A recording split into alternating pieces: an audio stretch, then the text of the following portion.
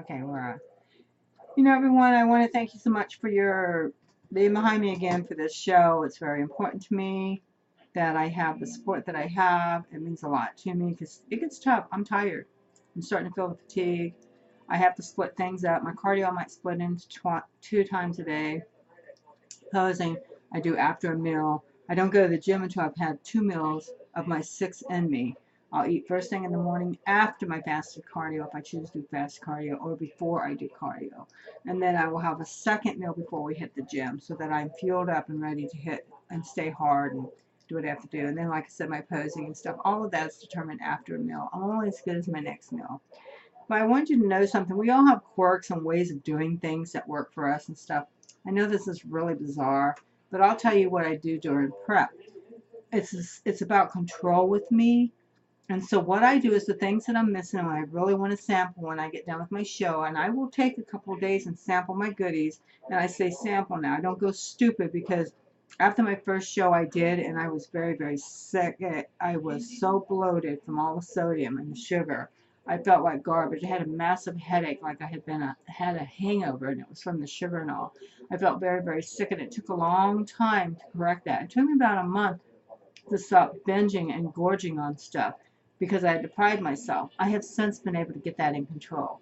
And I cap my weight at a certain weight. I've been hanging at 145 off stage, and I'm trying to come in about 128, 130 on the stage. So my off season now is going to be at 140. So I will only be 10 to 12 pounds over, not 15 to 17 pounds. So each time I do a show, I try to stay a little bit closer and a little bit tighter to the stage weight. But I wanted to show you some, I know this is going to sound crazy, but I actually do this. It's a control issue with me. I get to see it, look at it, and know that within 48 days from today, I get to sample some of these things that I've been missing, or some things that I've seen out there that I'm hoping that they will still have after my show, but in case not, I'll just get them. Here's something new. It's called Coconut Patty Minis, and these are kind of like your mint patties, but this is coconut, and I've never had them. But I'm saving this. I actually keep this around my makeup table, or I'll put this where I sit next to my couch and stuff and watch TV. This is set out there. Like I said, it's a control thing. I look at it knowing I'm going to get it eventually. Then I have intense dark 72% cocoa chocolate. I have this real bad thing about chocolate, but I won't touch it because if I were to open this and just sample a little bit right now, I would eat all of this and then start getting into everything here. As long as I don't eat it and I can see it and all, and I know I'm going to have it, it's a control thing, so I'm able to do it with no problem. Then I like these. I like these on off-season all. These are Harvest Snaps. They're Snappy Crisp, and oh, and I love them. They come in several different flavors. Tomato and basil is one of them. This is Caesar flavor and lightly salted. I love these things, and I will have them with me. These things I'll take on the road with me, and on the way home, like I said, I'll sample some of this stuff, and then I'll get rid of it. I know it's a waste of food. People are starving out there and all, but I can't keep it because if I keep it, I'll have to eat every bit of it. And then again, like I said, I love chocolate, so I got a king-size chocolate bar I will have with me. And we all know what this is. If you're a competitor, you know what this is. Reese's Pieces. And yes, I will have these on show day to keep myself from going flat when I hit the stage. So many minutes out, I have one of these every time I have to step on the stage. So it's fast-acting sugars and things, and some fats in there and stuff. So this is my bag for actually the show day.